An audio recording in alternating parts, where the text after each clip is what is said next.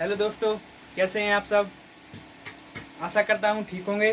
बच्चों मैं भी ठीक हूँ। चलो आज अपन बात करते हैं इकोनॉमिक्स बिना लेट हुए देरी करे। आज अपन अर्थशास्त्र का आगे का पार्ट पढ़ना स्टार्ट करते हैं। बच्चों आज अपनी क्लास है 5। कौन सी क्लास है? 5 क्लास है, ठीक है ना बच्चों। आज अपनी क्लास कौन सी है? 5 क्लास। तो 5 क्लास में हम किस टॉपिक पर बात करने वाले हैं बच्चों? तो 5 क्लास में हम बात करने वाले हैं बैंकों का वर्गीकरण। अब बैंकों का वर्गीकरण किस प्रकार है? वाणिज्यिक बैंक है, सहकारी bank, state bank of India, SBI बोलते हैं इसे, ठीक है ना। इसे आप लोग SBI के नाम से जानते हैं, SBI, ठीक है ना, स्टेट बैंक ऑफ इंडिया, ठीक है ना बच्चों। अब अपन बात कर लेते हैं वाणिज्यिक बैंक। वाणिज्यिक बैंक की दो शाखाएं होती हैं, एक अनुसूचित वाणिज्यिक बैंक और एक गैर अनुसूचित वाणिज्यिक बैंक। दूसरा होता है सहकारी बैंक। इसमें 3 शाखाएं होती हैं, राज्य सहकारी बैंक जिस पर राज्य का प्रतिनिधित्व होता है, केंद्रीय सहकारी बैंक जो जिला लेवल पर जो केंद्र के नाम से चलता है, एक प्राथमिक साख समिति जो गांव के लेवल का होता है, ठीक है ना बच्चों। ये भी आप समझ गए होंगे। अब अपन बात करते हैं स्टेट बैंक ऑफ इंडिया, ठीक है ना बच्चों, जिसे SBI बोलते हैं, ठीक है ना बच्चों। चलो अब अपन आगे इसकी परिभाषा नोट डाउन करते हैं, ठीक है ना। चलो आप लोग परिभाषा लिखते जाए, मैं बोलता जाता हूँ। वाणिज्यिक बैंक इसकी लिखें, ये ऐसी बैंक हैं जिनका गठन संसद के अधिनियम द्वारा हुआ है, जिनका उद्देश्य लाभ कमाना है। इन बैंकों पर बैंक रेगुलेशन एक्ट 1949 के सभी प्रावधान लागू होते हैं, इसलिए इन बैंकों पर RBI का पूर्ण नियंत्रण होता है। ये बैंक देश के अंदर और बाहर कहीं भी अपनी शाखाएं खोल सकते हैं। इन्हें 2 भागों में बांटा गया है, ठीक है ना बच्चों। जिनका उद्देश्य इन बैंकों पर, वाणिज्यिक बैंकों पर बैंक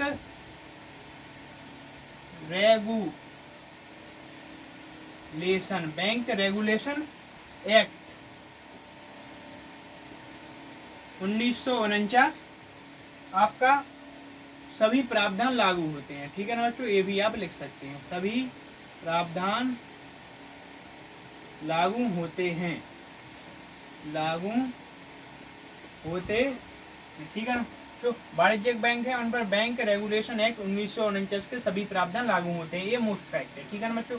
अब वाणिज्यिक बैंक की 2 शाखाएं होती हैं, 2 भागों में बटा है, अनुसूचित वाणिज्यिक बैंक और गैर अनुसूचित वाणिज्यिक बैंक। अब इसकी बात कर लेते हैं। अनुसूचित वाणिज्यिक बैंक, इनका उल्लेख रिजर्व बैंक अधिनियम 1934 की दूसरी सूची में मिलता है। अनुसूचित वाणिज्य बैंक है, इनका उल्लेख है ना जो रिजर्व बैंक अधिनियम, रिजर्व बैंक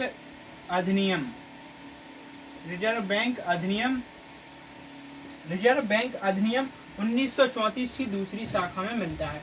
1934 की दूसरी शाखा में मिलता है, ठीक है ना बच्चों। ये आपको समझ में आ गया, ठीक है ना बच्चों। और अनुसूचित वाणिज्यिक बैंक है, इनका उल्लेख रिजर्व बैंक अधिनियम 1934 की दूसरी शाखा में मिलता है। और गैर अनुसूचित वाणिज्यिक बैंक हैं, जिन्हें गैर अनुसूचित वाणिज्यिक बैंक, इनका उल्लेख रिजर्व बैंक अधिनियम 1934 की दूसरी शाखा में नहीं मिलता है, ठीक है ना। इसमें क्या परिभाषा लग जाएगी, बस नहीं लगा देना आप, ठीक है ना। 1934 की दूसरी शाखा में नहीं मिलता है। अब अपन बात कर लेते हैं सहकारी बैंक। अब सहकारी बैंक क्या होते हैं?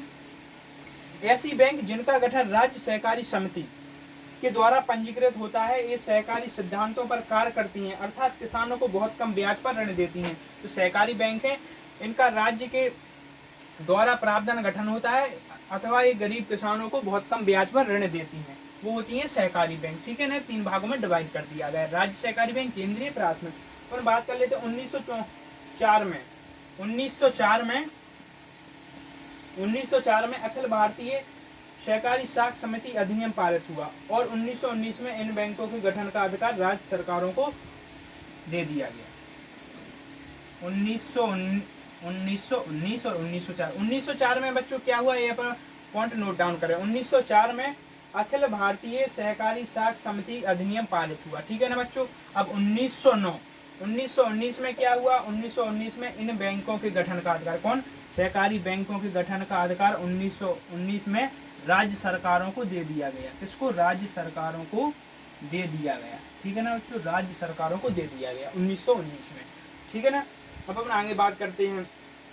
RBI का आंशिक नियंत्रण होता है, जो सहकारी बैंक है ना, इन पर RBI का आंशिक नियंत्रण होता है, RBI का आंशिक नियंत्रण होता है। जो मैं बोलता जा रहा हूँ उसे नोट डाउन करते जाएं, ठीक है ना, क्योंकि टारगेट बैच है जैसा कि आपको पता हो, और जीके जीएस बहुत ही अथाह है, इसलिए जल्दी जल्दी करवाना मेरा कार्य है और मैं आपको करवा भी रहा हूँ, ठीक है ना, बस आपको समझ में आना चाहिए, ठीक है ना। आरबीआई 1919 राज्य सरकारों के गठन का अधिकार है, ठीक है ना। आरबीआई का इस पर आंशिक नियंत्रण होता है।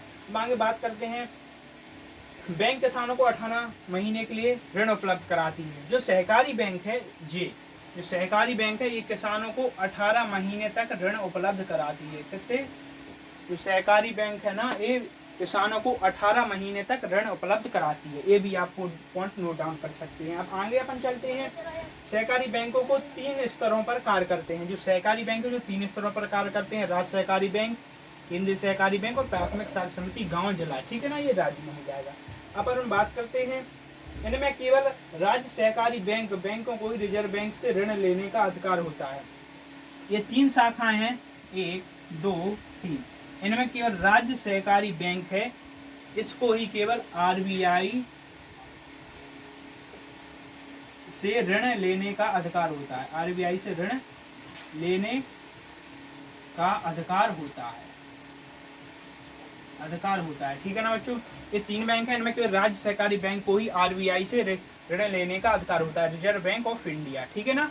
ये भी आपको समझ में आ गया होगा, आशा करता हूँ। अब अपन आगे बढ़ते हैं, राज्य सहकारी बैंक इन्हें अन्य सहकारी बैंक तक पहुंचाती हैं, अर्थात राज्य सहकारी बैंक रिजर्व बैंक और अन्य सहकारी बैंकों के बीच वित्तीय कड़ी के रूप में कार्य करता है। राज्य सहकारी बैंक है ना जो ये आरबीआई व अन्य बैंकों के बीच कड़ी के रूप में कार्य करता है, ठीक है ना बच्चों। अब आपको समझ में आ गया होगा। अब अपन बात कर लेते हैं तीसरे bank state bank of India की, ठीक है ना। तो मैं ये अभी मिटा देता हूँ। चलो अब हम बात कर लेते हैं किसकी, state bank of India, SBI की बात कर लेते हैं। एसबीआई के बारे में आप समझते जाएं। यह भारत का सार्वजनिक क्षेत्र का सबसे बड़ा बैंक है, सार्वजनिक क्षेत्र का सबसे बड़ा बैंक, ठीक है ना, इसे आप नोट डाउन कर लें। एसबीआई है ना जो सार्वजनिक क्षेत्र का सबसे बड़ा बैंक है, ठीक है ना, ये आप नोट डाउन कर सकते हैं। जिसका गठन गोरेवाला समिति की सिफारिश पर 1 जुलाई 1950, इसका गठन किया कब हुआ? गोरेवाला समिति की सिफारिश पर 1 जुलाई 1955 में हुआ, ठीक है ना बच्चों। इसका गठन कब हुआ एसबीआई का? गोरेवाला समिति की सिफारिश पर 1 जुलाई 1955 में, ठीक है ना बच्चों। अब आगे चलते हैं, इसका पुराना नाम इंपीरियल बैंक ऑफ इंडिया है जो 1921 में बना था। इसका पुराना नाम क्या है? पुराना नाम एसबीआई का इंपीरियल बैंक ऑफ इंडिया जो 1921 में बना था, ठीक है ना। ये भी आपका पुराना नाम क्या है एसबीआई का? Imperial bank of India 1921। अब हम बात कर लेते हैं आगे क्या है। तो एसबीआई सरकारी क्षेत्र बैंक है, इसे राष्ट्रीयकृत बैंकों में शामिल नहीं किया गया, ठीक है ना। इसे एसबीआई को राष्ट्रीयकृत बैंकों में शामिल नहीं किया गया है, ठीक है ना।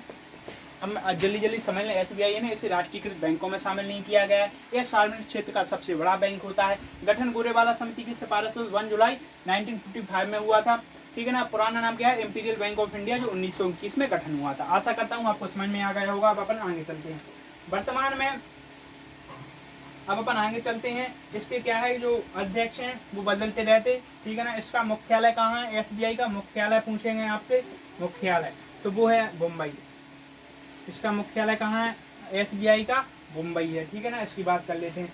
और भारतीय बैंक संघ का अध्यक्ष होता है, ठीक है ना। यह भारतीय बैंक संघ का अध्यक्ष होता है। एसबीआई है ना वो बैंक संघ का अध्यक्ष होता है, ठीक है ना। एसबीआई है ना वो बैंक संघ का अध्यक्ष होता है। ये आपको समझ में आ गया होगा, ठीक है ना। मुख्यालय मुंबई, बैंक संघ का अध्यक्ष भी होता है एसबीआई। ये भी आप नोट डाउन कर सकते हैं, ठीक है ना। एसबीआई के कुल 7 सहयोगी बैंक हैं। अब इन सभी को एसबीआई में मिला लिया। पहले इसके कौन थे? 7 सहयोगी बैंक थे, जो 7 बैंक है ना इनका अब इसी में विलय कर लिया गया, ठीक है। जो 7 इसमें विलय हो गए तो वो SBI के साथ ही मिल गए, ठीक है ना। पहले इसके 7 सहयोगी बैंक थे। अपन आगे चलते हैं। SBI देश का ऐसा पहला बैंक है जिसने ग्रीन बैंकिंग चलन की शुरुआत की। अब बच्चों आपके पास आ जाएगा, ऐसा कौन सा बैंक है जिसने सबसे पहले ग्रीन बैंकिंग चैनल की शुरुआत की। सबसे पहले ग्रीन बैंकिंग चैनल की शुरुआत किसने की, तो वो है SBI। Green banking channel, green banking channel की सबसे पहले शुरुआत किसने की, तो वो है SBI ने, ठीक है ना। ये भी आप नोट डाउन करते जाएं, ठीक है ना। अब अपन आगे चलते हैं, जिसमें कागज जमा राशि निकासी सुविधा प्रदान की गई। SBI देश का पहला बैंक है जिसने स्वयं सहायता समूहों को निःशुल्क आवास प्रदान करने के लिए सहयोग निवास नामक योजना शुरू की। स्वयं सहायता समूहों को निःशुल्क आवास की सुविधा करने वाला देश का पहला बैंक, करने वाला पहला बैंक, ठीक है ना। ये भी आप समझ चुके होंगे। ग्रीन बैंकिंग चैनल, स्वयं सहायता समूह, SBI ने ग्रीन बैंकिंग चैनल की शुरुआत की। स्वयं सहायता समूह के आवास की सुविधा करने वाला देश का पहला बैंक है। ये भी आप लोग समझ चुके होंगे। आशा करता हूँ आपको समझ में आ गई हो। राष्ट्रीयकरण की आगे बात करते हैं। निजी क्षेत्र, ठीक है ना बच्चों। निजी क्षेत्र की कम से कम, बैंकिंग के राष्ट्रीयकरण की बात कर रहे हैं बच्चों अपन, तो आगे देखते हैं अपन। निजी क्षेत्र की कम से कम 51% पूंजी खरीद लेना। तो सरकार है ना, जो निजी क्षेत्र बैंक होते हैं ना, उनकी 51% पूंजी खरीद लेती है, जिससे कि क्या होता है, लोगों का बैंकों के प्रति विश्वास बढ़ता है। इसलिए बैंकों का राष्ट्रीयकरण किया जाता है, ठीक है ना। ये आप समझ सकते हैं। अब ये पॉइंट आप लिखते जाएं। सबसे पहले राष्ट्रीयकरण कब हुआ बच्चों, तो वो हुआ आपका 19 जुलाई 1969, ठीक है ना।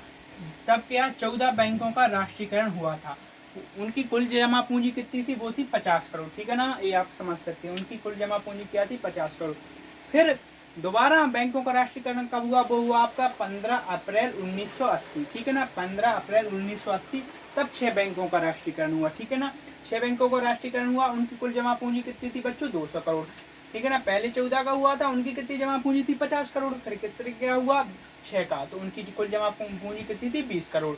तो कुल मिला के कितने बैंक हो गए, 14 6 20 बैंक, ठीक है ना। 20 बैंकों का राष्ट्रीयकरण हो गया। 19 जुलाई 1969 जो 14 बैंकों का राष्ट्रीयकरण हुआ था, उस समय प्रधानमंत्री इंदिरा गांधी थी। और 15 अप्रैल 1980 जो 6 बैंकों का राष्ट्रीयकरण हुआ था, उस समय प्रधानमंत्री इंदिरा गांधी थी। ये आपको समझ में आ गया होगा। अब हम आगे बात करते हैं। सितंबर 1993 में न्यू बैंक ऑफ इंडिया, ठीक है ना बच्चों, सितंबर 1993 न्यू बैंक ऑफ इंडिया का PNB में विलय कर लिया गया। जब 2 बैंक एक हो गए तो क्या होता है, 20 में से 2 बैंक